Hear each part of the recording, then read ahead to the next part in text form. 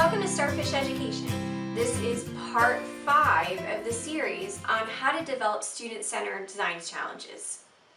In today's video, we're going to talk about reflecting on the challenge once students have completed it, and we're also going to talk about measuring success, specifically what that looks like and how we can improve the challenge for the next time that we teach it. First, let's talk about reflecting on the challenge. Reflecting on the challenge is rather important because it goes back to why it's important to ask debrief or discourse questions to students. The reflection time is time for you as a teacher to figure out what went right, what went wrong, and it's also a time for students to reflect on their performance and the knowledge gained through the challenge as well. So as the teacher, you'll want to identify perhaps struggles that students had, or perhaps some logistical issues that occurred, and you'll want to think about how you can improve those for next time. Remember that when we identify things in our reflection that we want to change, there are also some things that we don't want to change.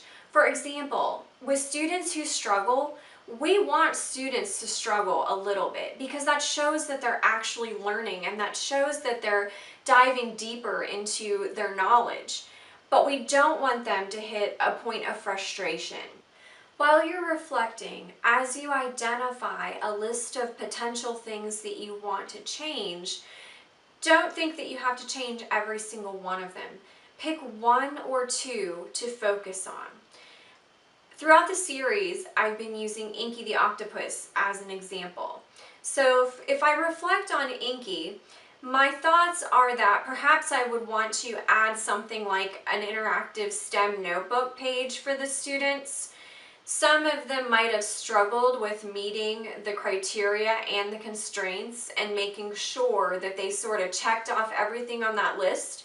So I might simply want to provide them a checklist so that they can go through their habitat and make sure that it meets all of the parameters that are required of them.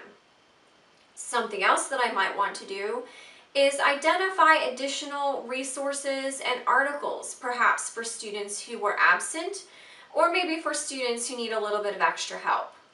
As you're reflecting, students should be reflecting as well.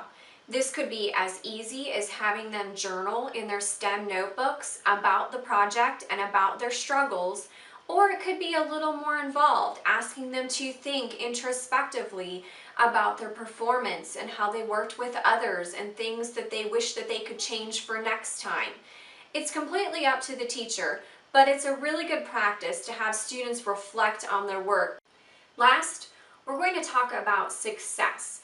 What does success in a design challenge look like? Well, success looks like dedication, it looks like hard work, it looks like deep learning. So where do we find evidence of this? You can look in your students' interactive notebooks. Looking at the answers that the students gave and the kinds of things that they journaled and jotted down and sketched will give you a really good idea of project success. There are other measures of success also, such as student engagement and student participation. If you ask your students for feedback on the project, they will be more than happy to share what they thought.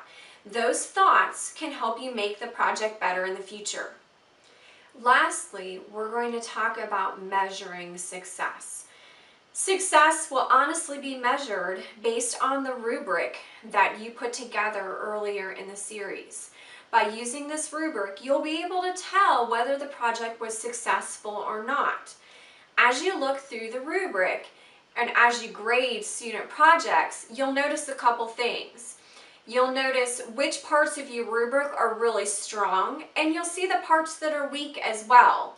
You'll notice which students have figured out how to game your rubric, and you'll figure out what's missing that you didn't assess. As you take a look at those rubrics as a whole, it'll help you to figure out how to tighten the language and add categories for the next time that will help to measure success. Thanks for joining me on this 5-part series for how to develop student-centered design challenges. Join me soon for our next upcoming series.